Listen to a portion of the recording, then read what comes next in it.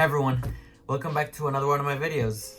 This is the fourth video in a series in which I am exploring multiple aspects of the college applying process from the lens of a student, me, who already went through it. If you haven't seen parts 1, 2, or 3, I'll put the link to the playlist of the videos down in the description. Today's video is relatively short because the topic that we'll discuss today is not necessarily complex, but it is still very important and I think often overlooked. Letters of recommendation. Most elective colleges require at least 1 or 2 letters of recommendation, although it's pretty normal for colleges to also require 3. 1 from your guidance counselor and 2 from teachers that you've had in the past. I think the last example with the 3 letters of recommendation covers most of the nuances that the other situations cover. I'll briefly talk about letters of recommendation from coaches later. Let's get to it. The letter of recommendation from your college counselor or guidance counselor is not one that a lot of students have control over. At many high schools, each counselor is in charge of maybe even over 100 students, so they're definitely not going to know each individual student well. But don't worry, colleges are aware of that. If you attend a school where your counselor knows you pretty well, then consider yourself fortunate. Also, make sure to keep a good relationship with your counselor as they are doing the best they can and they're trying to help you succeed. This type of rec letter is arguably one that is a heavy hitter when it comes to factors that enhance or cause a detriment to your application. Most selective schools require 1 or 2 letters from teachers. I personally submitted 2. Well, I didn't submit them, but I had 2 teachers. You know what I mean. When it comes to choosing the teachers, you have to be very thoughtful about the way you choose. One of the biggest mistakes that students make when choosing a teacher is instantly choosing a teacher because the class they took with that teacher, they aced it without a problem.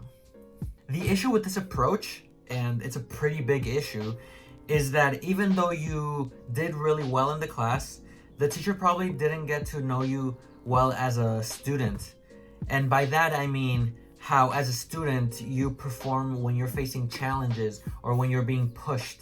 And both of those things are things that are going to happen when you're in college. So definitely the colleges and universities that you apply to want to see that. When choosing a teacher, choose one that knows you as both a student and a person pretty well. Choose someone that has seen you struggle, someone that has seen you grow academically, and someone that has seen you achieve new levels of intellectuality.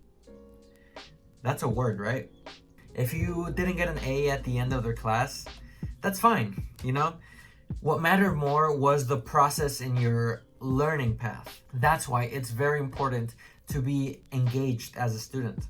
To my lower classmen and rising juniors, make sure to be engaged. It doesn't necessarily have to be by speaking a ton or answering every single question. It could also be by meeting the teacher outside of class whenever you need help, or maybe just going to their office because you want to keep talking about what you discussed in class, or simply find another way to show your teacher that you're engaged in the class and what you're learning and that you're invested in becoming a better student. But as with all the other things I've discussed thus far in my series, be genuine about it.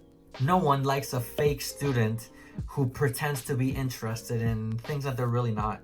I promise you, teachers will see right through that. Generally, it's recommended for you to choose a STEM teacher and a humanities teacher. That way, colleges will get to see both sides of you as a student. It's also recommended for you to choose a teacher from after your sophomore year. That way, the interactions you had with the teacher and the overall teacher-student relationship that you had will be more fresh, and they will remember more of the things that you did and how you were as a student. But then again, it's probably not a good idea to choose a teacher that you had for the first time, first semester senior year, as by then they have definitely not had enough time to know you well. So generally speaking, I would recommend choosing a teacher from junior year.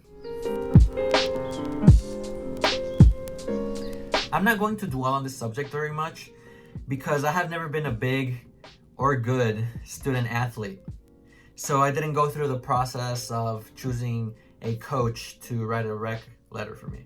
Now, if you're going to add a letter of recommendation from a coach or from a music instructor, just anyone outside of school, make sure that that letter of recommendation is enhancing your application. You may be a great person and student, but an admissions officer doesn't need to read that like 5 times in different letters of recommendation. In fact, some colleges deduct points off of your college application when students submit a lot of letters of recommendation. If you're attempting to be recruited for sports to play in college, then I'm assuming you need to get a letter of recommendation from a coach. But I am definitely not the right person to ask about college sports recruitment. When asking the teacher you want to write a rec for you, it's probably best to email them asking to meet. Currently, probably to meet through like Zoom or Google Meet or whatever. Then at the meeting, wherever it is, ask them. Make sure to be professional about it the whole time. Try something like, "Dear Mr. or Miss Teacher, I hope you've been well. I was wondering if we could meet soon. It's related to my upcoming college process. When are you available? Thank you and have a great day. Sincerely, X." Or something like that. There are many ways to do it. Definitely many better than what I just said. I also recommend for you to choose your teacher or teachers before the end of your junior year. That way, you and the teacher you end up talking to will not be rushing to get things done in the fall. Well, that was all for today.